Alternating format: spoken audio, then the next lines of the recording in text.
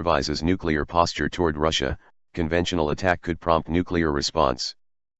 The Trump administration will continue much of the Obama administration's nuclear weapons policy, with the addition of a much more aggressive stance towards Russia, according to the results of a year-long, 74-page Nuclear Posture Review, NPR, conducted by the Department of Defense.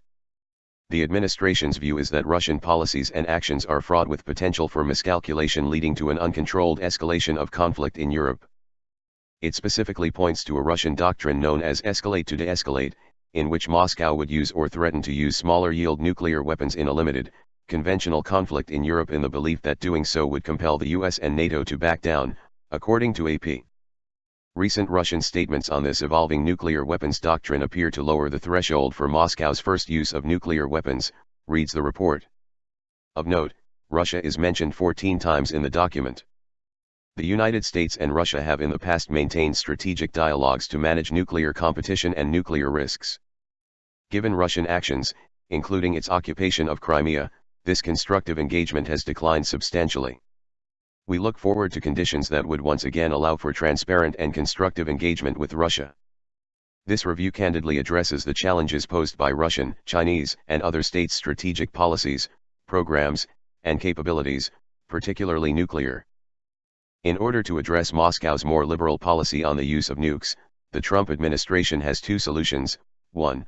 Modify a small number of existing ICBMs carried by Trident strategic submarines with smaller-yield nuclear warheads, and 2. In the longer term, develop a nuclear-armed sea-launched cruise missile, a weapon that existed during the Cold War but was retired in 2011 by the Obama administration. The rest of the Nuclear Posture Review falls mostly in line with the previous administration's stance, and does not call for any net increase in strategic nuclear weapons. The Trump administration concluded that the U.S. should largely follow its predecessor's blueprint for modernizing the nuclear arsenal, including new bomber aircraft, submarines, and land-based missiles.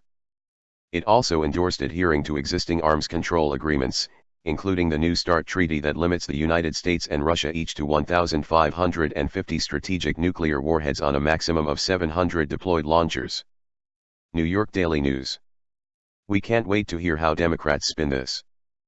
Perhaps they'll say Putin is so sneaky that he got his puppet Trump to beef up U.S. nuclear defenses against Moscow. Statement by President Donald J. Trump on the Nuclear Posture Review.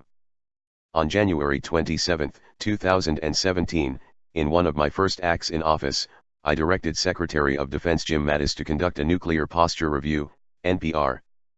After a year of thorough analysis and careful deliberations across our government, today, my administration is announcing the conclusions of this review.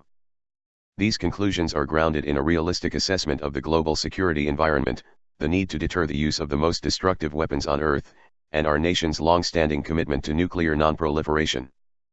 Over the past decade, despite United States efforts to reduce the roles and numbers of nuclear weapons, other nuclear nations grew their stockpiles, increased the prominence of nuclear weapons in their security strategies, and, in some cases, pursued the development of new nuclear capabilities to threaten other nations.